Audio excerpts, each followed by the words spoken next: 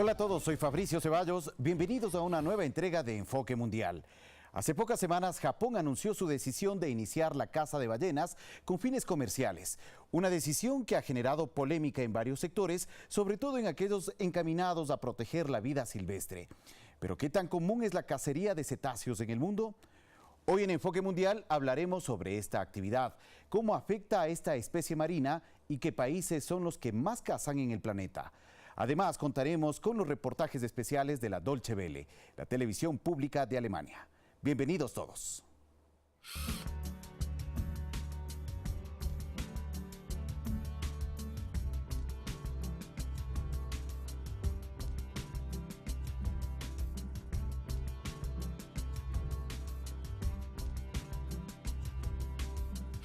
La caza de ballenas o cetáceos, al igual que la pesca y caza de otros animales, es una tradición antigua que pueblos costeros practican desde hace miles de años. En lugares como Escandinavia, en el norte de Europa, y Japón, en el noroeste de Asia, la caza de estos mamíferos acuáticos ha sido común desde hace muchos años.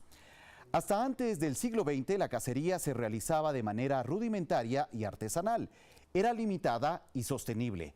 Sin embargo, desde principios del siglo XX, con los avances tecnológicos en materia naval y la modernización de los instrumentos de caza, ya no queda casi ningún rincón de los océanos al que los cazadores de ballenas no puedan acceder. Para la década de 1930, se estima que la caza a nivel global capturaba más de 50.000 ballenas al año, lo cual era una gran amenaza para la especie y su población natural en los océanos del mundo. Es por esto que en diciembre de 1946 se firmó la Convención Internacional para la Regulación de la Caza de Ballenas y se creó la Comisión Ballenera Internacional. Desde entonces, esta comisión lidera esfuerzos internacionales que buscan limitar y regular la caza de ballenas a fin de asegurar la supervivencia y los ecosistemas de estos animales en los océanos del mundo. A pesar de ello, países como Islandia y Noruega practican la caza de ballenas con fines comerciales en sus aguas territoriales en el Atlántico Norte. Esta caza comercial tiene como fin la venta de la carne de ballena y la confección de artículos como peines, a partir de la utilización de sus huesos. La Comisión Ballenera Internacional permite la caza de ballenas a ciertos pueblos originarios en lugares como San Vicente y las Granadinas, en el Caribe, en Groenlandia, territorio de Dinamarca, y en Rusia y los Estados Unidos. Por último, Japón, que es un país con tradición de caza, al igual que Noruega e Islandia, ha ejercido regularmente la caza de ballenas a lo largo del Océano Pacífico, bajo el pretexto de investigación científica. Desde que la Comisión Ballenera Internacional decretó la moratoria de la caza de ballenas en 1986, los distintos grupos de ballenas a nivel global han visto un incremento en sus cantidades, a pesar de que los países ya mencionados continúan practicando la cacería. Sin embargo, todavía muchas de las especies siguen amenazadas por fenómenos como el cambio climático, la contaminación de sus hábitats y la proliferación del comercio marítimo, que cada vez abarca más regiones de los grandes océanos. Desde hace varios años, los gobiernos de Brasil, Argentina, Gabón, Sudáfrica y Uruguay han estado impulsando la creación de un santuario para ballenas en el sur del Océano Atlántico. En dicha propuesta se estima un área marítima que serviría de santuario para aumentar las poblaciones de ballenas en un hábitat natural, sin tráfico marítimo excesivo, sin caza ni actividades extractivas. Lamentablemente, esta propuesta lleva varios años sin avanzar, incluso siendo rechazada en las últimas votaciones organizadas por la Convención Ballenera Internacional. Y como es de conocimiento general, Japón, a partir de julio, reanudará la caza comercial de ballenas, hecho que ha generado una ola de indignación y protestas en todo el mundo. Conozcamos qué implica la decisión del gobierno nipón en el siguiente reportaje. Tras la especulación de los medios de comunicación, el gobierno de Japón confirmó que abandona la Comisión Ballenera Internacional. Hemos buscado una solución para reanudar la caza comercial sostenible por más de 30 años. Sin embargo, no hubo concesiones de los países que solo se centran en la conservación de las ballenas. Lamentablemente, hemos llegado a la decisión de que es imposible que la Comisión Ballenera Internacional busque la coexistencia de estados con diferentes puntos de vista. Su argumento en repetidas ocasiones es que esto le permitiría investigar los niveles de población de estos animales y así poder tomar la decisión de que la caza comercial podría ser reinstaurada. Es cierto que en el pasado pescamos ballenas excesivamente. Así que para evitar que eso vuelva a pasar y para promover una pesca equilibrada, queremos saber cuántas ballenas hay en el mar y su edad. Buscamos saber si la cantidad baja o aumenta y si este es el caso, si podemos pescar más. Por medio de estas operaciones, Japón capturó cada año, tras la entrada en vigor de la moratoria, entre 2.000 y 1.200 ballenas, tales como ballenas minke o enanas, ballenas de braid o cachalotes. Las ballenas ya se encuentran amenazadas por los impactos del cambio climático que dañan su hábitat, la pesca excesiva que les deja sin alimento, la contaminación por los plásticos y la contaminación de las aguas. No obstante, defender la industria tiene un atractivo nacionalista, pues las críticas internacionales sobre la caza de ballenas a veces se percibe como una imposición de los valores de Occidente.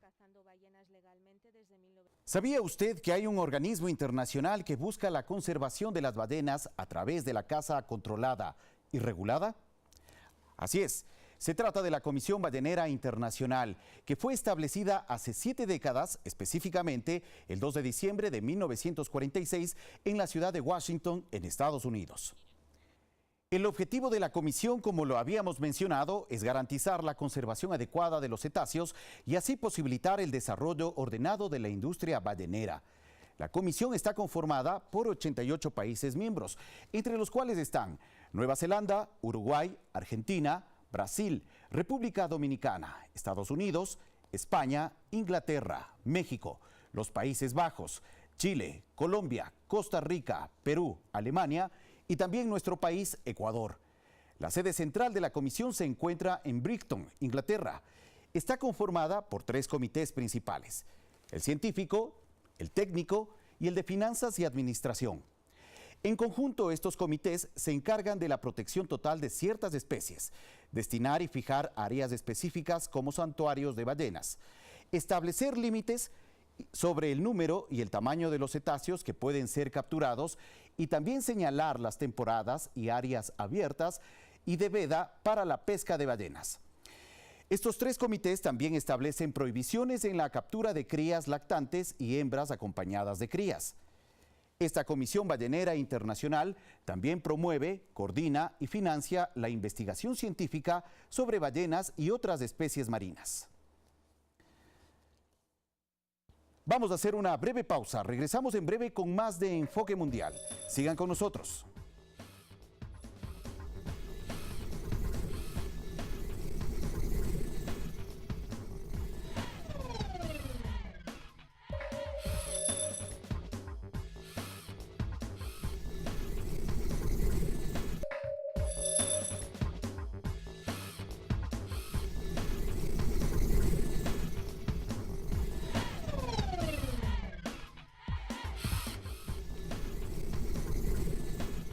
Gracias por seguir con nosotros en Enfoque Mundial. Hoy revisamos la decisión de Japón de iniciar la caza de ballenas desde mediados de este año 2019 y la situación de las ballenas en el planeta. ¿Sabe usted cuáles son los cetáceos más cazados del mundo?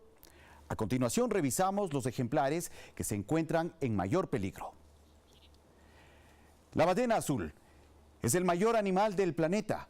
Se ha visto ejemplares de 33 metros de longitud y 190 toneladas de peso. Aunque no todos los ejemplares alcanzan esas dimensiones, en promedio estos mamíferos marinos suelen medir entre 24 y 27 metros y pesar 120 toneladas. A finales del siglo XIX eran abundantes en casi todos los océanos, pero su caza masiva las llevó al borde de la extinción, lo que provocó su protección en todo el mundo desde el año 1966. Según información ofrecida por la BBC de Londres, solo quedan 2.000 ejemplares en el Pacífico, el Antártico y el Índico. La ballena de aleta es el segundo mamífero más grande del planeta. Su caza también fue indiscriminada durante los 2 primeros tercios del siglo XX, por lo que está considerada como especie en peligro crítico de extinción. Se calculan unos 5.000 ejemplares en el hemisferio norte, Aunque existe una moratoria en la caza comercial de esta ballena, en los últimos años, algunos países como Noruega, Islandia y Japón permiten su caza en determinados periodos. La ballena franca austral es una de las más peculiares de estos mamíferos por las callosidades situadas en distintas partes de la cabeza y porque está considerada la ballena apta para matar, ya que nadan despacio, cerca de la superficie y flotan al morir. Pesan entre 40 y 80 toneladas y alcanzan los 18 metros de longitud.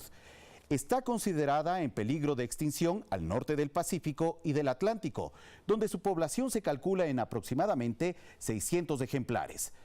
Aunque no corre peligro en el hemisferio sur, donde se estiman unas 10.000 ballenas. La ballena rorcual sei o boreal también está considerada como una especie en peligro de extinción. Estas ballenas, de 16 metros de longitud y 25 toneladas de peso, fueron cazadas indiscriminadamente en la primera mitad del siglo XX. Se mataron cerca de 200.000 ejemplares, por lo que es una especie protegida internacionalmente. No obstante, Japón ha permitido la caza para su investigación. Se estima que su población supera los 10.000 ejemplares en el Atlántico Norte y que incluso podría superar los 20.000 en el Pacífico Norte, aunque la comunidad científica no se ha puesto de acuerdo en el número total de ejemplares. La ballena cachalote puede medir hasta 15 metros de largo y pesar unas 40 toneladas. Es la primera especie de ballenas que su especie está considerada como vulnerable. Se desconoce el número de cachalotes que pueden habitar en todo el mundo, pero según la Unión Internacional para la Conservación de la Naturaleza, se estima que pueden superar los 100.000 ejemplares, aunque su población llegó a superar el 1.000.000 de ejemplares. Está protegida internacionalmente. Su caza comercial ha cesado y son animales longevos que pueden cumplir más de 70 años de edad. La ballena de Groenlandia.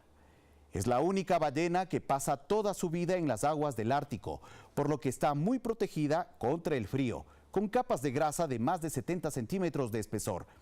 Suelen medir entre 14 y 18 metros y pesan hasta 100 toneladas. Se estima que existen unos 17.000 ejemplares, por lo que su nivel de amenaza es la categoría de riesgo más bajo. No obstante, su caza está prohibida por una ley internacional desde 1935. Y la ballena rorcual aliblanco es la especie más pequeña de todas. No suele superar los 10 metros de longitud y su peso oscila entre los 5 y 10 toneladas. Su característica principal, al margen de su vientre blanco, es que es la ballena más cazada en todo el mundo. Japón y Noruega capturan más de 2.000 ejemplares al año. No obstante, está considerada como una especie en bajo riesgo de extinción porque su población, según los últimos datos, puede superar los cientos de miles de ejemplares. Pero en el mundo, ¿cuáles son los países que más cetáceos cazan en el mundo? Les presentamos a continuación los países que encabezan esta lista según un reciente reporte de la agencia informativa BBC. El país nipón lleva décadas capturando estos animales de manera legal. En 1987, poco después de entrar en vigor la prohibición de la Comisión Ballenera Internacional, Japón hábilmente se acogió a un vacío legal que le permitió la caza de ballenas ante necesidades de investigación científica. Tras su sacrificio para la ciencia, generalmente la carne de estos animales es vendida para el consumo. Organizaciones de defensa de los animales consideran que este programa no es más que un encubrimiento de las operaciones de caza comercial del país. Por medio de estas operaciones, Japón capturó cada año tras la entrada en vigor de la moratoria entre 200 y 1.200 ballenas, tales como ballenas minke o enanas, ballenas de brit o cachalotes. Islandia. Al igual que Japón, ese país llevó a cabo inicialmente un programa de caza de ballenas, basado en objetivos científicos, hasta que en 1992 se retiró de la Convención Ballenera Internacional. En el año 2002, el organismo permitió el reingreso del país europeo que presentó una reserva a la moratoria de la caza de ballenas. En la práctica, se supone que en Islandia no es ilegal la caza de ballenas, siempre que se cumpla con ciertas reglas. La legalidad de esta iniciativa fue ampliamente discutida y otros países miembros entendieron esta reserva como un claro intento de Islandia por burlar las regulaciones internacionales. En 2006, Islandia reanudó su caza comercial, compuesta principalmente por varias decenas de ballenas minke y ballenas de aleta. En 2009, el país reinició la cacería comercial de ballenas a mayor escala, matando anualmente a unos 200 ejemplares durante los años siguientes. Noruega. En 1982, cuando la Comisión Ballenera Internacional adoptó la moratoria a la cacería comercial de ballenas, Noruega fue uno de los pocos gobiernos que presentó una objeción a la iniciativa. Cuando la prohibición entró en vigor en 1986, Noruega cumplió con ella hasta el año 1993. Aquel año, Oslo anunció que gracias a un vacío legal en la Convención Internacional para la Regulación de la Caza de Ballenas y recurriendo a su objeción a la moratoria, reanudaría la captura de ballenas minke. El número de estos cetáceos cazados por buques noruegos aumentó de manera progresiva, pero en los últimos años se vio un notable descenso de interés por parte de la industria ballenera. Si en 2015 fueron 660 los cetáceos cazados, para el año 2017 pasaron a ser 432, pese a que la cuota autorizada por el gobierno era de hasta 999. Las Islas Feroe. Aunque en un marco diferente a los 3 ejemplos anteriores, cientos de ballenas mueren cada año en cacerías legales en las Islas Feroe, un archipiélago que pertenece a Dinamarca, pero que es autónomo en cuanto a su legislación, no sujeta a la danesa o de la Unión Europea. La moratoria de la Comisión Ballenera Internacional sobre la caza comercial de ballenas no tiene un efecto real sobre las Islas Feroe, ya que la pesca aquí se define como una actividad comunitaria, en la que la carne se comparte entre los habitantes en lugar de venderse. El mar que rodea algunas de las Islas Feroe aparece teñido de rojo cuando se organizan las tradicionales cacerías de ballenas. Según las regulaciones de las islas, las ballenas deben ser matadas lo más rápido posible para minimizar cualquier tipo de sufrimiento. Según sus autoridades, en el archipiélago se mata a una media de 800 ballenas por año. Y los pueblos aborígenes. La caza de ballenas es también habitual y tradicionalmente se presenta en los pueblos aborígenes de países y territorios como Groenlandia, Dinamarca, en Rusia, Estados Unidos o San Vicente y las Granadinas en el Caribe. Estas prácticas, sin embargo, no están prohibidas por la moratoria, ya que la Comisión Ballenera las enmarca en lo que consideran cacería de subsistencia aborigen. Es decir, que el organismo contempla que ciertos pueblos aborígenes pueden cazar ballenas para satisfacer sus necesidades de subsistencia y culturales. Vamos a una nueva pausa en Enfoque Mundial. Regresamos en breve con una entrevista para profundizar sobre el tema de la cacería de ballenas en el mundo. Sigan con nosotros.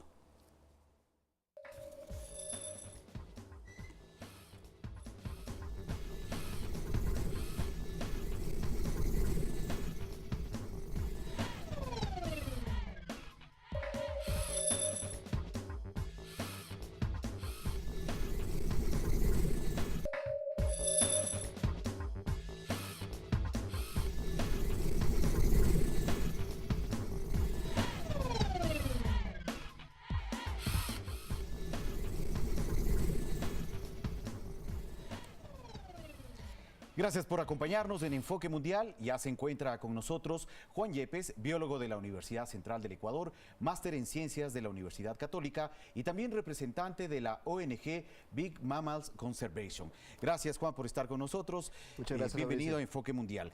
¿Cómo se encuentra la población de las ballenas actualmente en el mundo? Bueno, primero, gracias por la oportunidad de estar aquí en tu programa. El tema de ballenas, en realidad, de manera general, ha ido mejorando un poco en cuanto a las poblaciones de ballenas, desde que hubo una prohibición internacional, digamos, en cuanto a lo que es la caza y la comercialización de la carne de estos grandes mamíferos marinos. Pero bueno, justamente actualmente está como en boga el tema de que existen países que quieren retomar la comercialización de la carne de estos mamíferos marinos, digamos, y es un tema sumamente complicado porque obviamente cualquier sistema de cacería va a tender al deterioro de las poblaciones de las ballenas a nivel mundial, ¿no? ¿A qué se debe que ahora varios países, entre ellos, por ejemplo, Japón, anuncien que a mediados de este año iniciarán con la pesca industrial de estos grandes cetáceos, de estos grandes mamíferos? teniendo en cuenta que ya hay normativas internacionales que buscan proteger y regular también esta caza industrial? Bueno, en realidad no solo es Japón en este caso, ¿no? Hay otros países, principalmente países nórdicos, como Noruega, como Finlandia, bueno, inclusive la parte de Groenlandia, que han cazado tradicionalmente las ballenas durante toda su vida, digamos, ¿no? Obviamente esto cambió cuando hubieron las normativas internacionales que evitaban el tema de la caza. Pero bueno, ahorita en realidad este tema está tomando mucha importancia debido a que hay vacíos legales. Hay vacíos legales tanto en la parte constitucional de cada país como en la parte de los tratados internacionales, donde les da ciertas características donde estos países podrían acogerse a esos vacíos legales para poder hacer una caza y una comercialización, digamos, entre comillas, legal de esto, pero obviamente hay los tratados internacionales que están totalmente en contra y obviamente, bueno, las organizaciones internacionales de conservación estamos muy al pendiente de qué está pasando con estos temas, ¿no? Finalmente, estos vacíos legales del cual se aprovechan varios países para llevar a cabo la cacería de ballenas, en este caso, ¿cómo está afectando la preservación de otras especies? Bueno, en realidad el tema de la conservación de ballenas, digamos, es sumamente interesante porque son animales que cumplen funciones ecológicas a nivel macro, digamos, interesantes. Cuando hacen las grandes migraciones, las ballenas en realidad van llevando con ello varios nutrientes. Varias ballenas inclusive son depredadores naturales de muchas poblaciones de peces y bueno, es por ahí el tema de la parte ecológica, ¿no? Entonces es fundamental entender y también entender que debemos seguir preservando porque se creía que había una población inmensa de ballenas cuando en realidad esto no estaba pasando. Llevamos a la extinción, digamos, de manera global a muchas especies de ballenas, de cetáceos en general, y bueno, esto es sumamente complicado. Aunque vemos que se están como que restableciendo estas poblaciones, sin embargo, no creemos que el tema de la cacería vaya a ser algo sustentable, ¿no? A futuro. Bueno, finalmente también no solamente las ballenas son animales que se encuentran en peligro o amenazados por el tema de la cacería, sino muchas especies de animales más. Desde la experiencia que tú tienes, ¿cómo has visto el tema de la conservación de las especies frente a esta realidad de la cacería que ejecutan principalmente los países más desarrollados? Bueno, en realidad es sumamente complicado el tema de la cacería de manera, digamos, generalizada, industrial o comercial, ¿no? Pero bueno, antes de que se me vaya un poco el tema, creo que habría que hablar de lo que está pasando a nivel de las ballenas a nivel país. Yo personalmente no soy cetólogo, yo soy biólogo, pero manejo otro tipo de temas más ecológicos.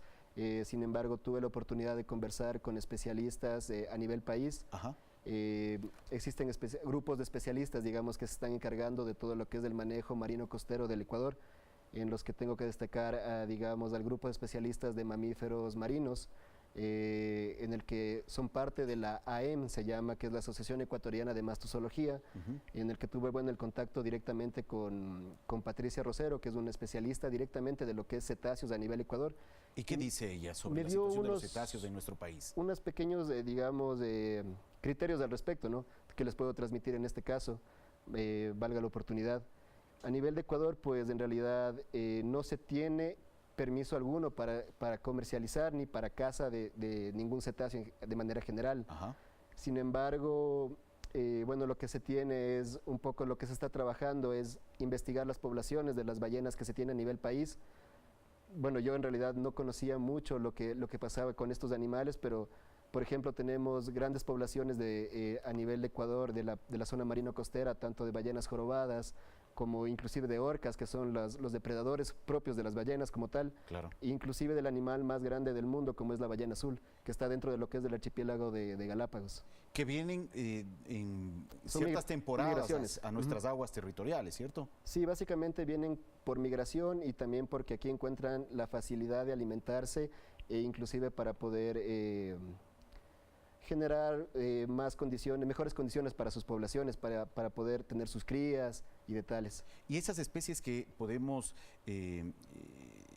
determinar en nuestro mar, ¿finalmente son amenazadas por la industria pesquera? Definitivamente, porque hay temas como, por ejemplo, la pesca incidental, o sea, pesca que está relacionada a otros peces, digamos, o a otros individuos, pero donde por el sistema de mallado que se utiliza, pues en realidad hay individuos como por ejemplo de ballenas que se ven involucrados en este tema, ¿no? Bueno, esta es una realidad en el mar ecuatoriano, pero ¿qué es lo que pasa en el territorio, en el Ecuador continental, por ejemplo? ¿Qué tipo de especies animales están en peligro de extinción, amenazadas por el tema de la cacería? Bueno, hay que tener muy en cuenta en realidad lo que está pasando a nivel país y principalmente en la parte continental, ¿no? Varias especies, no solo de mamíferos, sino de varios grupos taxonómicos de manera general, se ven amenazadas por el tema de la cacería. Nosotros no generamos, digamos, cacería de manera comercial o industrial, sino en nuestro caso, a nivel país, pues en realidad tenemos la cacería de subsistencia por la parte de lo que son las poblaciones locales del Ecuador, que lo han hecho de manera tradicional y normal durante toda su vida. Ajá. Pero no quiere decir que porque así sea una condición como una tradición, no vaya a afectar a la parte del ecosistema. De hecho, Claro. se ve totalmente lo contrario. Vemos que la caza de subsistencia está generando mucho conflicto a nivel de los ecosistemas y en realidad tenemos que tener mucho cuidado con este tema en realidad. Vemos en pantalla uno de los animales emblemáticos de nuestro país, el oso de anteojos. ¿Es un animal que se encuentra en peligro por el tema de la cacería? Claro, actualmente, bueno, el oso está citado dentro de lo que es CITES, de los convenios internacionales, como vulnerable, ¿no? A nivel de país, pues estamos generando varias iniciativas de conservación. La gente de la academia, de las universidades, ONGs, que estamos preocupados de estos temas, pues inclusive generaron está por salir, me parece, la Estrategia Nacional de Conservación del Oso Andino. Así como está la Estrategia Nacional de Conservación del Oso Andino, pues hay grupos de especialistas también para otros animales, los jaguares, los cóndores, los tapires, en realidad. ¿Qué otro tipo de especies animales propias de nuestro territorio, de esta región de Sudamérica, están amenazadas actualmente? En realidad los grandes mamíferos son sumamente amenazados por el tema de que, es lo que te comentaba antes, pues nadie quiere en realidad tener un jaguar que esté rondando por su casa, un puma que esté por su casa, Ajá. inclusive un oso. Muy pocas son las personas que tienen la capacidad de entender, digamos, de que son animales que simplemente están tratando de subsistir, más no que tratan de generar un ataque o que quieren generar problemas en realidad, ¿no? Son grandes mamíferos, como tú lo has dicho. No sé si podrías un poco graficarnos brevemente cuál es el tamaño de este tipo de especies de animales, por ejemplo, del oso, del jaguar y de otras especies.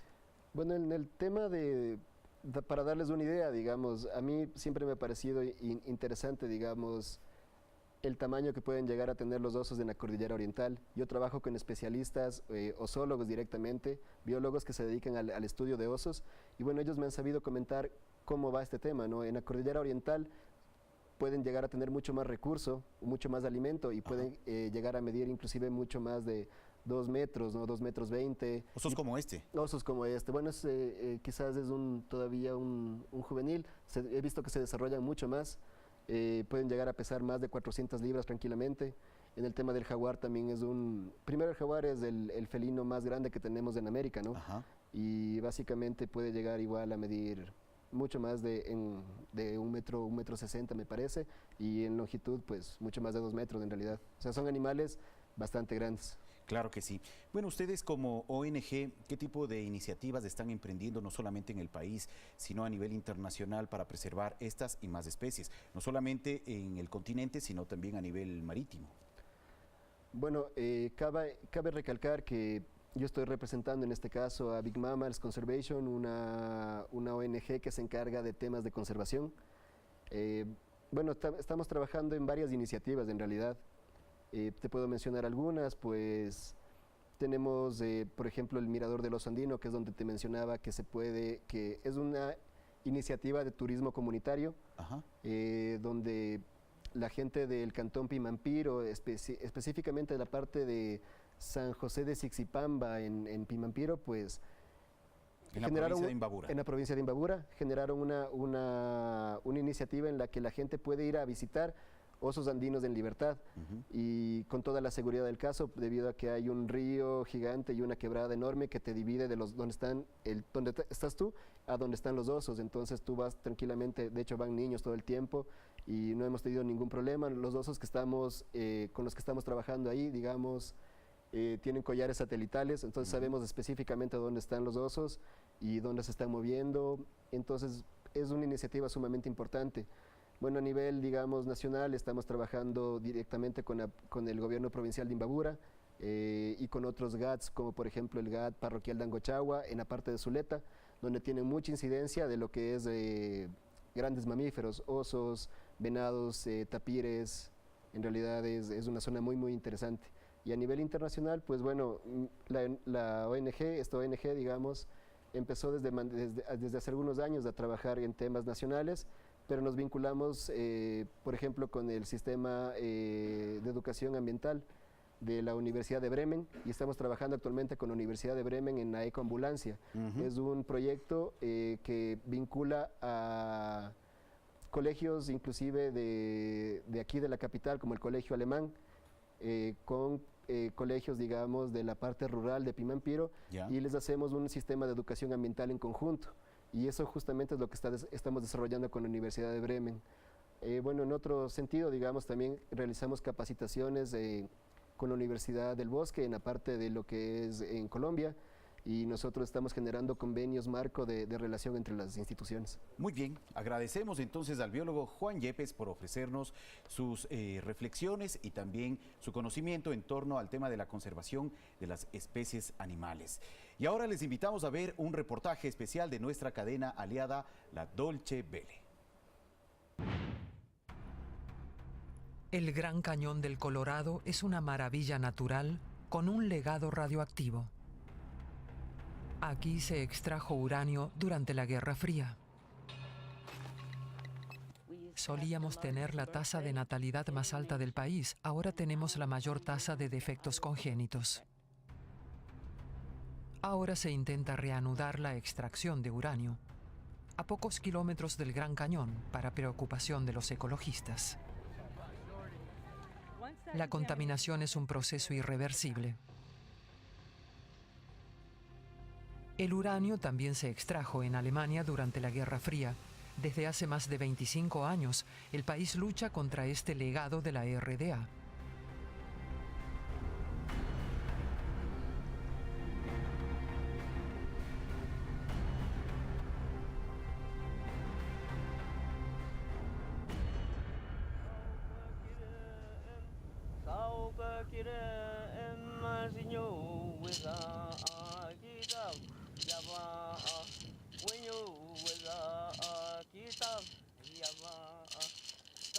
Pide consejo y ayuda a sus antepasados. Diana Ukwala pertenece a la tribu más pequeña de Estados Unidos, los Havasupai.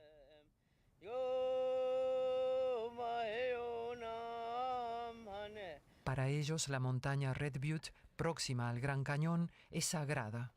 Diana Ukwala suele venir aquí para recolectar artemisia. Se supone que la hierba mantiene alejados a los malos espíritus. A la chamana esto le vendría bien. A solo unos cientos de metros de aquí se está perforando el pozo de una mina de uranio. Diana teme por el Red Butte y todo el Gran Cañón. Para mí es muy importante que la gente de todo el mundo pueda visitar el Gran Cañón. Él te ayuda a mantener la humildad y a entender que no eres el centro de todo. Cuando contemplas el Gran Cañón, comprendes que eres la pequeña pieza de un rompecabezas.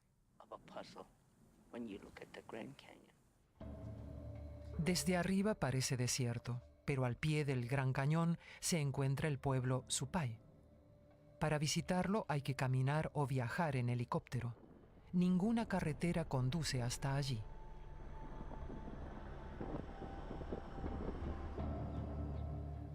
Matthew Putesoy es uno de sus 500 habitantes.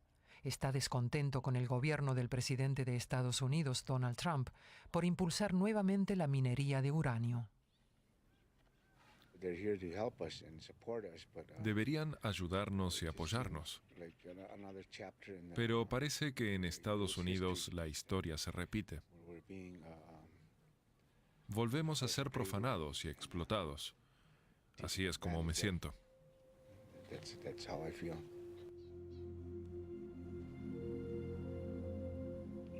Los Havasupai temen que la mina de uranio contamine sus fuentes de agua potable.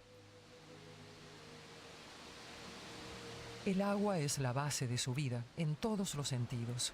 Las cascadas atraen a 20.000 visitantes al año. El pueblo vive del turismo. Preparativos para un concierto. El grupo Guardianes del Gran Cañón se formó en los años 80 para protestar contra la construcción de la mina de uranio. Hasta ahora, la mina nunca había entrado en funcionamiento. El rojo ocre proviene de las entrañas del Gran Cañón. Para la tribu Havasupai es una pintura sagrada que representa nuestra identidad.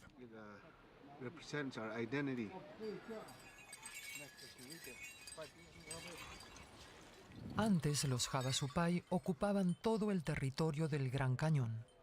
Pero en el siglo XIX, el gobierno de Estados Unidos les quitó el 90% de sus tierras. Con esta canción solicitamos que nos devuelvan todo lo que hemos perdido. Nuestra reserva, nuestras tierras, nuestra patria aborigen en el Gran Cañón. Oramos para recuperarlas.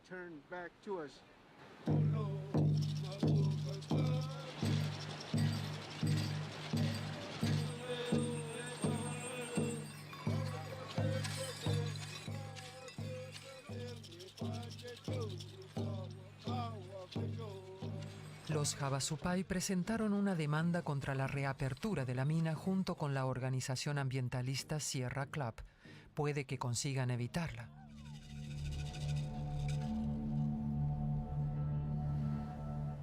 Alemania conoce las consecuencias devastadoras que tiene la minería de uranio. El país todavía lucha contra la herencia radioactiva de la RDA. Por ejemplo, en Bad Schlema, Sajonia. Durante la Guerra Fría se extrajeron 80.000 toneladas de uranio para las bombas atómicas rusas. Bad Schlema, conocido como el Valle de la Muerte, fue uno de los tantos emplazamientos de la empresa minera germano-soviética Wismut. Con la reunificación alemana se interrumpió la producción. Wismut GmbH pertenece en su totalidad a la República Federal de Alemania. Su única misión es sanear el legado de la minería de uranio. Muchos túneles ya han sido inundados, otros están siendo ampliados para drenar el agua del pozo o mejorar la ventilación. Los viejos taladros de la RDA siguen en uso. Bad Schlema tiene unos 4.200 kilómetros de túneles con una profundidad máxima de casi 2.000 metros.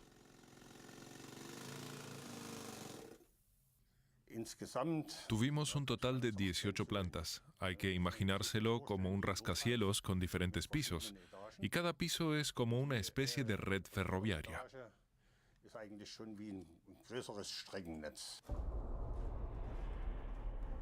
Una estructura que requiere mucho trabajo. El mayor peligro es el radón, un gas radioactivo. Por eso hay que extraer el aire de todos los túneles aún abiertos. La presión negativa en toda la mina asegura que el aire que contiene radón salga por un único punto, aproximadamente a 1 kilómetro del lugar. El plan original era completar las tareas de saneamiento en 2005 y gastar 6.600 millones de euros. Ese presupuesto está casi agotado y se estima que el trabajo se prolongará por más de 10 años. Sin embargo, Wismut no cree que haya sido un gran error de cálculo.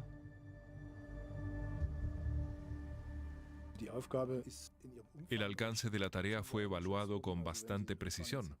Considerando el volumen en dinero, no estamos tan lejos de las estimaciones de ese momento. El importe total presupuestado para ello desde el punto de vista actual es de unos 8.000 millones de euros hasta 2045. Aquí esa clase de proyectos parecen utópicos. En la reserva de Navajo, al este del Gran Cañón, hay unas 550 minas de uranio abandonadas. Solo 9 de ellas han sido saneadas. El ecólogo Tommy Rock está investigando qué efectos puede tener esto. Para ello visita una mina cerca del Monument Valley o Valle de los Monumentos. A primera vista parece como si nadie viviera aquí, pero allí hay una persona, y de este lado, más abajo, hay algunas casas. La gente trae a sus animales a pastar aquí, caballos, vacas y ovejas. Eso genera diferentes tipos de exposición. Y en el polvo puede ver que el suelo de este lugar está cubierto de partículas de uranio y terminará en las napas subterráneas.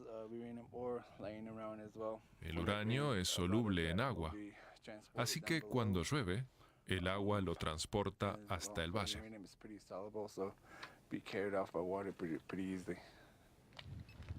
Eso tiene consecuencias. Los indígenas que viven en la nación Navajo tienen una elevada tasa de mortalidad por cáncer. ¿Por qué el gobierno de Estados Unidos no actúa? Tommy Rock cree que si las minas estuvieran cerca de los blancos, habrían sido saneadas hace mucho tiempo.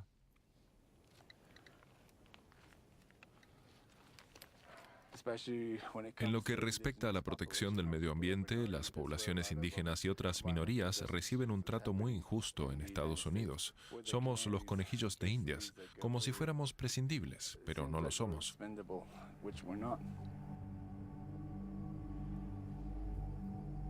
Muchos pueblos originarios se encuentran en una situación similar a la de los navajos. Se estima que un 70% de todos los depósitos de uranio están en territorio indígena. La activista Vanessa Brown, como muchos otros navajos, perdió familiares a causa del cáncer. Desde hace décadas lucha por cambiar la situación. La nación navajo solía tener la tasa de natalidad más alta del país y ahora tenemos la mayor tasa de defectos congénitos. Eso se debe principalmente a la minería a cielo abierto.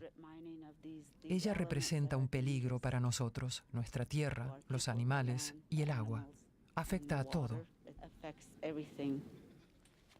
Vanessa Brown creció junto a una planta de procesamiento de uranio. En esa época muchas casas fueron construidas con piedras de las minas uraníferas. Nadie imaginaba los peligros.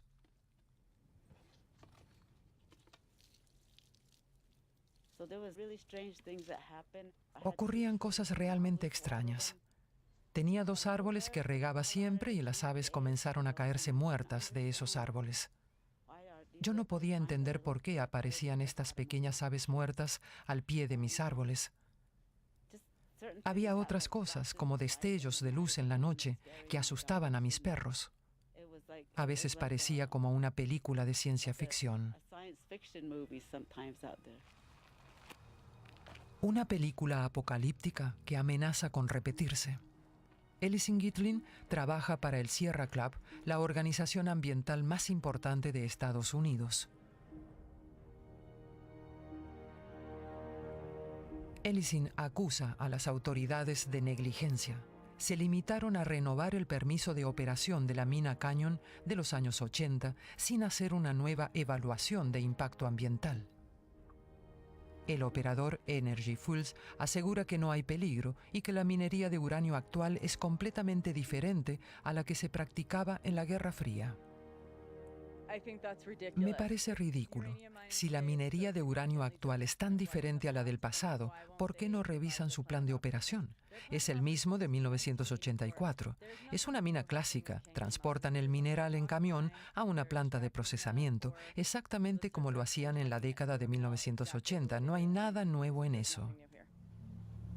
El gobierno estadounidense quiere lograr una mayor independencia en la minería de uranio. Actualmente, las centrales nucleares funcionan con uranio importado. En 2017, se extrajeron casi 60.000 toneladas de uranio en todo el mundo. Kazajistán es el líder con casi 23.400 toneladas. Le siguen Canadá con 13.100 y Australia con 5.900 toneladas. Estados Unidos ocupa el 9º lugar. Sus 940 toneladas de uranio representan solo el 1,5% de la producción mundial. Sin embargo, en términos de consumo, Estados Unidos lidera el ranking. En 2016 consumió 18.200 toneladas de uranio. La producción propia cubre solo una mínima parte de la demanda. Por eso el gobierno de Estados Unidos hace todo lo posible para impulsar la producción nacional de uranio. La mina Canyon comenzará a funcionar en 2019. Energy Fuels espera que para entonces el precio del uranio supere los $100 por kilo. A partir de ese precio, la minería resulta rentable. La ecologista Ellison se reúne hoy con Fred Tillman, del Servicio Geológico estadounidense, que forma parte del Ministerio del Interior. Tillman le mostrará cómo controlan a la mina Canyon. No pueden entrar en las instalaciones. Pero ya en la valla perimetral hacen un descubrimiento. Los animales pasan por aquí para llegar al estanque, accediendo así al agua contaminada. La agencia de Tillman ha instalado varias estaciones de medición. Este es nuestro pozo para monitorear las capas de aguas subterráneas. Desciende hasta los 110 pies, unos 335 metros. Eso no es lo suficientemente profundo para monitorear el agua subterránea. Correcto, pero si hubiera algún impacto podríamos detectarlo primero en esta capa de agua subterránea. Se sabe muy poco sobre el sistema de aguas subterráneas ramificadas en el Gran Cañón. No sabemos si el agua de esta zona fluye hacia el Gran Cañón, que está a pocos kilómetros de aquí, o en la dirección opuesta, hacia la aldea Supay. Sin más información no podemos determinar si el agua resultó contaminada, ni qué dirección tomó o cuánto tiempo le llevó llegar. Pero la empresa no quiere esperar hasta contar con toda la información.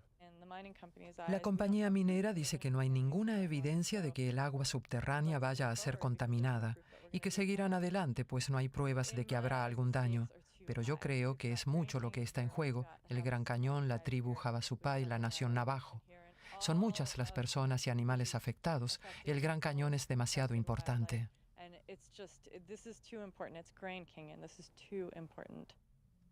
De regreso a los vestigios radioactivos de la RDA. En Königstein, la empresa Bismuth bombeó ácido sulfúrico en los túneles para separar el uranio del mineral.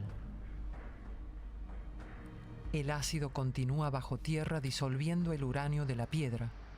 Para no contaminar el agua subterránea, Bismuth extrae permanentemente el agua de los túneles. En estos tanques se filtra el uranio del agua utilizada. El material radioactivo finalmente se vende. A mediados de los años 90, la cifra ascendía a 600 toneladas anuales. En 2017 son apenas 34.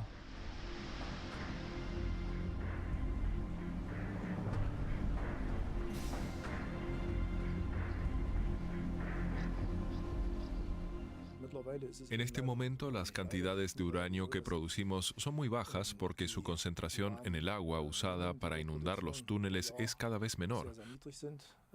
Por eso, los ingresos ya no refinancian esta etapa del proceso. En términos comerciales, resultaría conveniente dejar de hacerlo y seguir un camino diferente.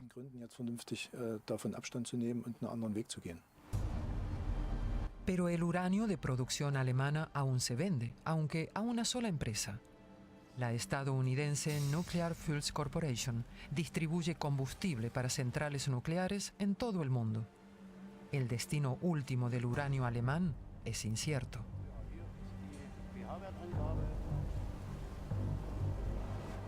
Luego de ser tratada, el agua anteriormente radiactiva queda tan limpia que incluso puede fluir hacia el río Elba.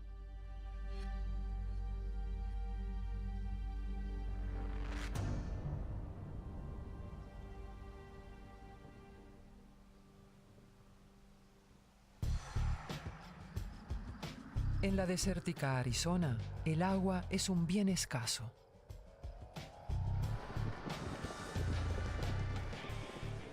El agua que consume Dustin Güero no sale del grifo, él debe ir a buscarla en auto. Para ello conduce 45 kilómetros 3 veces por semana.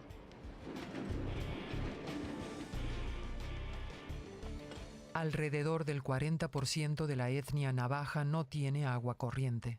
Dustin utiliza un pozo aprobado oficialmente que verifica la calidad del agua de forma regular.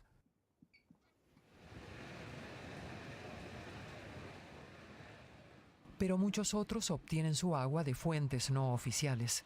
Eso es una práctica peligrosa que se intenta impedir. La mayoría de los pozos están cerrados. Les pusieron un candado para que ya no podamos extraer más agua. La razón es que el agua de esos pozos está contaminada o envenenada con uranio o con arsénico. O que su pH es demasiado alto y ya no se puede beber.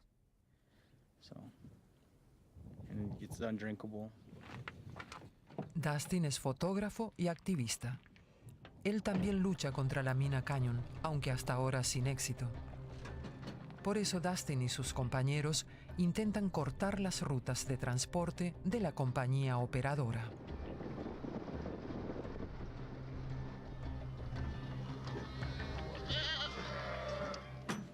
La iniciativa Howl No tiene como fin evitar que el uranio de la mina Canyon sea transportado a través de la reserva hacia una planta de procesamiento. La abuela de Dustin, Cecilia Joe, está orgullosa del activismo de su nieto. Ella es la cabeza de familia. Los navajos viven en una sociedad matriarcal.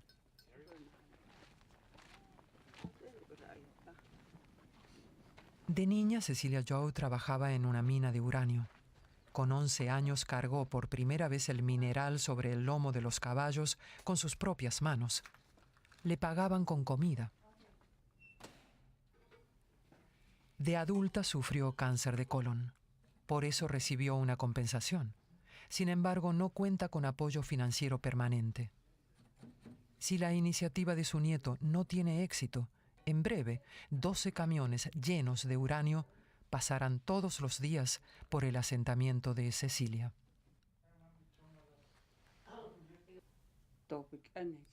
Me parece terrible.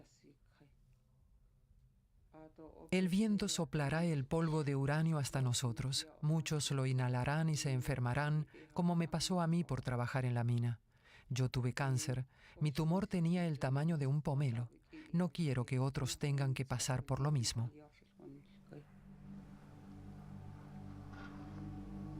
La minería de uranio ha causado innumerables víctimas en todo el mundo. También en Alemania. Walter Maczynski fue empleado de Wismut durante 37 años. Ahora tiene cáncer de pulmón. Hola Walter, vengo nuevamente de visita. Una vez al año lo visita Stefan Schirpe de la cooperativa de trabajo. Intenta llenarlo a ver cómo funciona. ¿El tanque de oxígeno aún funciona correctamente? Walter Maczynski sufre una enfermedad profesional reconocida. Por esta razón cuenta con el apoyo de la cooperativa minera y de la industria química. Al principio Walter no tenía idea de lo peligroso que era el trabajo como minero. Que el cáncer de pulmón podía llegar a ser una consecuencia es algo que se mencionaba fuera del ámbito laboral, pero a nosotros nunca nos lo dijeron. No era algo que uno percibiera, sino que notaba con el contador Geiger. Cuando hacía mucho ruido, había mucho mineral. Unos 9.500 ex empleados de Wismut contrajeron cáncer de pulmón a causa del trabajo subterráneo. ¿Qué tal con el oxígeno? ¿Cuándo sientes tus limitaciones? Cuando sales, ¿cuántos metros puedes caminar afuera? Ajá, sí, también en reposo. En los primeros años de posguerra, el trabajo en Wismut era especialmente peligroso. Más adelante mejoró la seguridad laboral y la exposición a la radiación disminuyó. Cuanto mejor es la calidad del mineral, más intensa es su radiación. Esa es la cuestión. Por eso, aún trabajando solo una breve temporada es suficiente para enfermarse. Creo que en ese sentido los mineros que empezaron a trabajar a partir de los años 70 no sufrían daños similares a los que empezaron en 1947.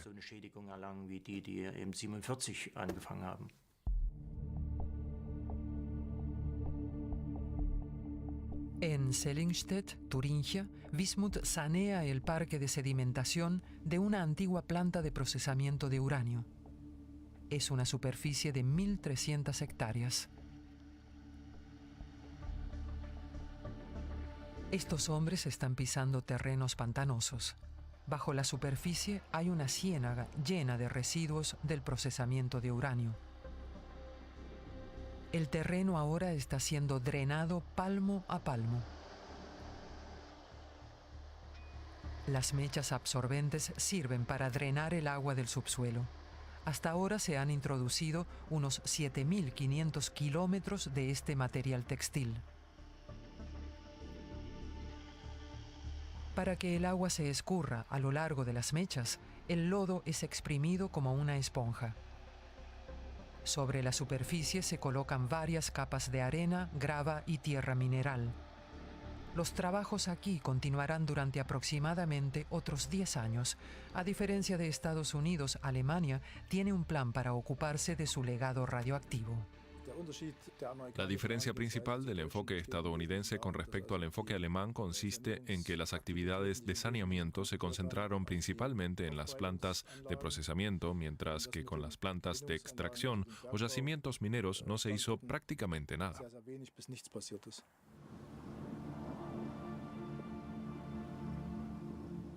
De regreso en la nación Navajo, Dustin se reúne con una compañera de lucha. Sarana Ricks colabora en su iniciativa contra el uranio. Ambos inspeccionan un antiguo asentamiento aledaño a una planta de procesamiento de uranio. De repente, Sarana se siente abrumada por sus recuerdos. Su abuelo vivió y trabajó aquí. Hace unos años murió de cáncer. Falleció solo en su cocina. Nadie sabía que estaba enfermo. Es una más de las tantas historias tristes que muchos navajos han sufrido.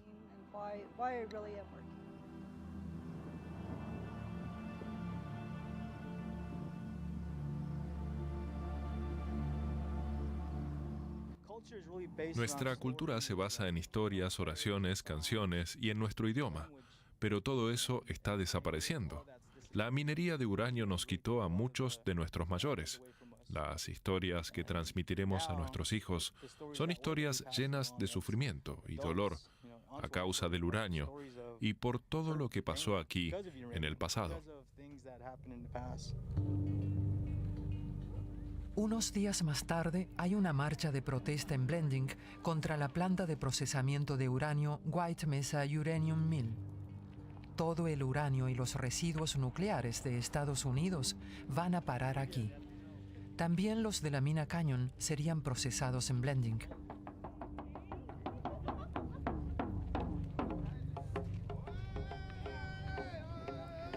La empresa afirma que todo es completamente seguro. Pero el contador Geiger demuestra lo contrario. La radiación aumenta significativamente. Y una vez más, los afectados son los pueblos indígenas. La tribu Ute vive a menos de 5 kilómetros de distancia.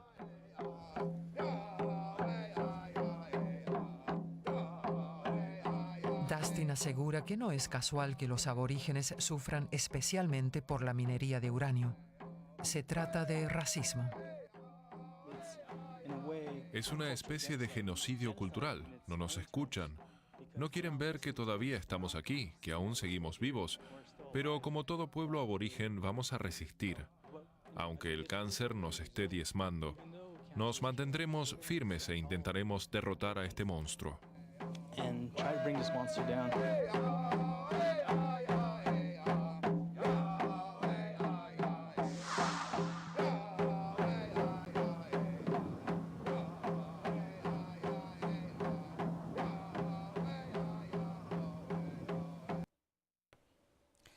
Gracias a todos por acompañarnos. Finalizamos Enfoque Mundial. Regresaremos dentro de una semana con nuevos temas de interés para ustedes. Hasta pronto.